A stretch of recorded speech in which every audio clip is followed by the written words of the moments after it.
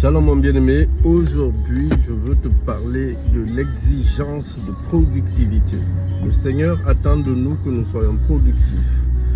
Nous n'avons pas été sauvés pour être là, passifs et être à mode consommateur. Ok? Nous sommes aussi appelés à porter du fruit dans le Seigneur.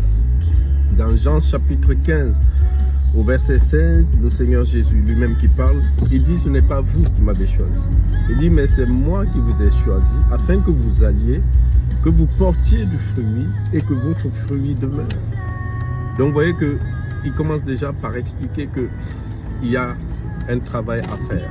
Alors quand on parle de fruits ici, il s'agit d'abord des fruits de l'esprit, c'est-à-dire les vertus que nous laissons le Saint-Esprit développer en nous, comme il est dit dans Galates 5, vous savez, au verset 22, les fruits de l'esprit, donc la joie, la paix, la patience par le Saint-Esprit.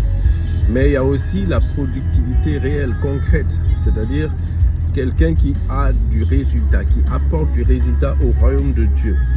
Alléluia. Et quand on réfléchit, ça remonte déjà dans Genèse 1 au verset 28, quand Dieu a créé l'homme et la femme, la Bible dit Dieu les bénit et il leur dit multipliez-vous, soyez féconds, remplissez la terre et assujettissez-la. Donc il y a toujours cette notion de productivité, d'être fructueux, d'être quelqu'un qui fructifie les choses et le royaume. Alléluia. Et tout le long, on va voir cela, il y a réellement cette exigence de porter du fruit. Alors comment tu peux porter du fruit? C'est par les talents, les dons, les qualités, les grades, les compétences que tu as, que tu veux mettre au service du royaume de Dieu. Il y a les manières de porter du fruit classique, l'évangélisation, ceux qui ont un ministère, exercer leur ministère. Dans les épîtres, il est dit que celui qui a un ministère s'attelle à son ministère, que celui qui préside le fasse bien, que celui qui enseigne, que tout se fasse pour la gloire du Seigneur. Donc, on attend de chacun d'apporter quelque chose, d'apporter de soi dans le royaume de Dieu. Dans la parabole des talents, justement, dans Matthieu 25, le Seigneur confie 5 talents à une personne, il en confie 2 à une autre et il confie 1 talent à une 3e personne. La Bible explique que, bon, c'était une parabole, hein, la Bible explique que celui qui avait 5 talents, il a fructifié ces 5 talents. Et quand le maître est revenu, le maître l'a récompensé avec 5 autres talents. Donc il en a eu 10. Celui qui en avait 2 a fructifié ce qu'il avait. Et donc après, le Seigneur lui en a encore rajouté 2. Donc il avait maintenant le double des talents qu'il a. Mais celui qui avait reçu un seul talent est allé l'enterrer. Parce qu'il se disait que ça ne sert à rien, quoi. Ça pas la peine. Bien aimé, ne néglige aucune grâce, ne néglige aucun don, aucune aptitude que tu as. Quelle que soit sa taille, quelle que soit la petitesse de ce que tu as, bien aimé, ça peut porter du fruit pour le royaume de Dieu. Et c'est en l'utilisant, c'est en le mettant en pratique que le Seigneur va augmenter cela, il va le multiplier. Alléluia. Et donc le maître va revenir, le maître va récompenser les 2 premiers, et le 3e, le maître va lui réprimander, le maître va lui dire, mais pourquoi tu n'as pas au moins déposé mon talent à la banque? Parce que le talent ici, c'est comme un lingot d'or en fait. Pourquoi tu n'as pas déposé cette grâce que je t'ai donnée, ce don, cet argent, ce talent, à la banque? Parce qu'à la banque, il aurait rapporté des dividendes par le système de commission.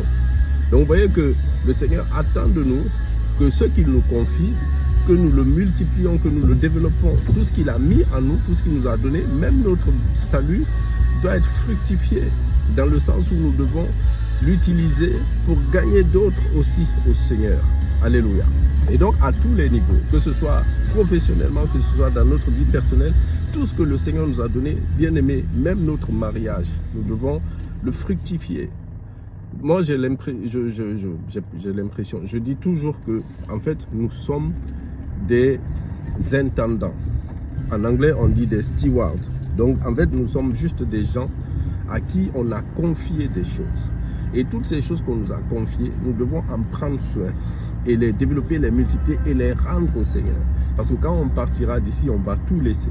Notre mariage nous est confié pour que nous puissions, comme des gardiens en fait, pour que nous puissions l'utiliser, le magnifier, le fructifier, le rendre au Seigneur. Nos enfants nous sommes confiés pour la même chose.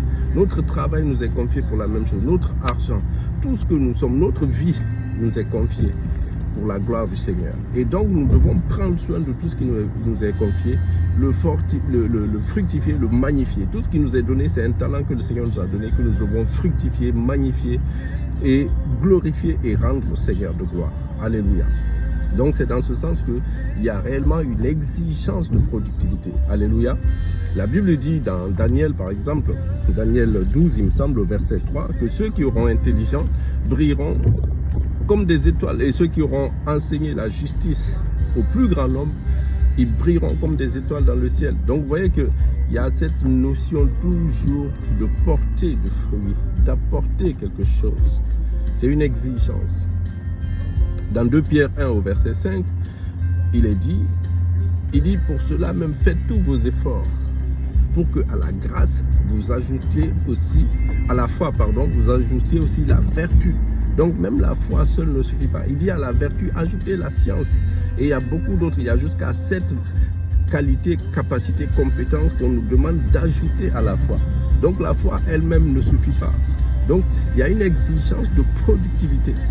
Et là maintenant, dans ce verset que je viens de citer, c'est l'exigence maintenant d'excellence. Voilà, je disais qu'il y a une exigence de productivité et d'excellence.